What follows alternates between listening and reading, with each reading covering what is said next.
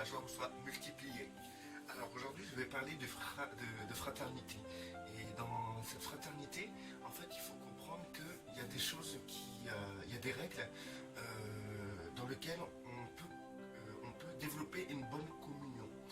Alors, ces règles à respecter, c'est savoir qui nous sommes premièrement. Donc, parce que ça dépend de quelle position nous sommes face aux gens qu'on va côtoyer. Par exemple, si ces gens qu'on côtoie sont faibles dans la foi, ont moins d'expérience, ont moins de connaissances, ont moins de savoir, et qui sont moins élevés spirituellement. Donc il faut comprendre quelle position nous tenons devant ces gens-là. Et souvent, par exemple, si on a cette position dans laquelle on est un peu plus supérieur à ces gens, il faut comprendre et tout que pour avoir une communion, il ne faut pas arriver vers eux avec toute notre science, toute notre spiritualité, toute notre élévation, notre maturité dans la foi, mais il faut plutôt arriver vers ces gens-là en rentrant dans leur compréhension à eux, c'est-à-dire en se limitant à leur compréhension. Pourquoi? Parce qu'en fait, celui qui est plus fort dans la foi est capable de s'adapter. Mais celui qui est faible dans la foi, si on arrive avec notre science et on commence à vouloir lui imposer notre science, dans ces cas-là, cette personne-là peut être perturbée. Et ça peut être un danger. Du fait que cette personne aura du mal à s'élever à une autre position qui est beaucoup plus élevée.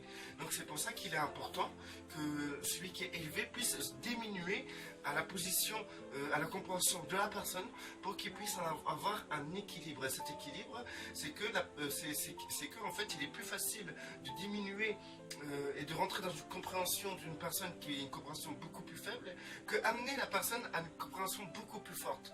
Parce qu'en fait, la communion, et dans la communion, il ne s'agit pas de vouloir imposer notre science, de vouloir enseigner, de vouloir abaisser, de vouloir corriger, etc.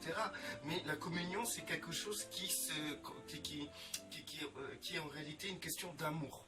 Une question d'amour, de vivre avec des gens qui ne sont pas comme nous, qui n'ont pas la même croissance spirituelle que nous, et que le Père nous appelle à aimer et à respecter. Et le seul moyen d'avoir cette communion, c'est que la personne qui est plus élevée puisse se rabaisser à la compréhension du plus faible. Donc je vous donne un exemple que ma femme m'a donné d'ailleurs, qui est très bien. Cet exemple, en fait, c'est ni plus ni moins le fait par exemple, nous, en tant que parents, si on veut jouer avec notre enfant qui a 3 ans, on ne va pas lui arriver avec un jeu d'adulte. On ne va pas arriver avec nos jeux d'adulte et imposer à l'enfant ce jeu-là. L'enfant ne comprendrait pas ce jeu d'adulte. Et donc, si on imposerait à notre enfant un jeu d'adulte, l'enfant ne pourrait pas avoir une bonne communion avec nous. Il ne pourra pas développer sa communion avec nous. On sera limité, il sera limité. Donc, c'est-à-dire qu'il n'y aura rien qui s'installera entre nous.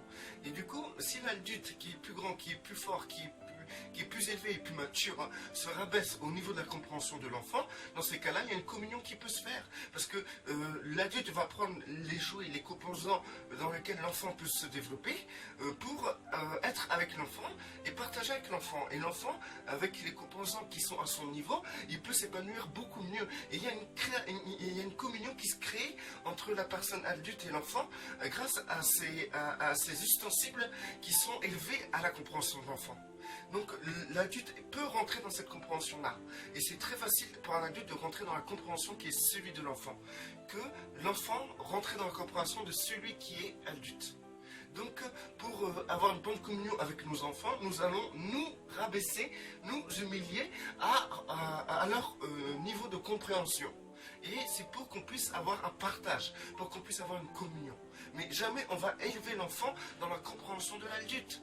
C'est pas le but de notre Seigneur, c'est pas le but de notre Seigneur Yeshua que nous arrivons vers des gens et que nous voulons élever ces gens à notre compréhension. Parce que c'est pas possible. Ces gens, s'ils sont déjà faibles dans la compréhension, le fait de les forcer à les élever à notre compréhension qui est beaucoup plus élevée, dans ces cas-là, c'est comme si avec les enfants, on voulait rentrer dans une communion avec eux et avoir une communion avec eux qu'à question que le fait qu'ils puissent jouer à nous. Et ça ne marche pas comme ça. Si ils jouent à nous, ils ne pourront pas se développer, ils ne comprendront rien, il n'y aura rien qui s'installera. Donc, pour la communion, il est important que quand on se rejoint les frères et sœurs, on ne commence pas à vouloir imposer nos jouets. Mais celui qui est plus mature doit utiliser les jouets de son frère, se rabaisser à la compréhension de son frère.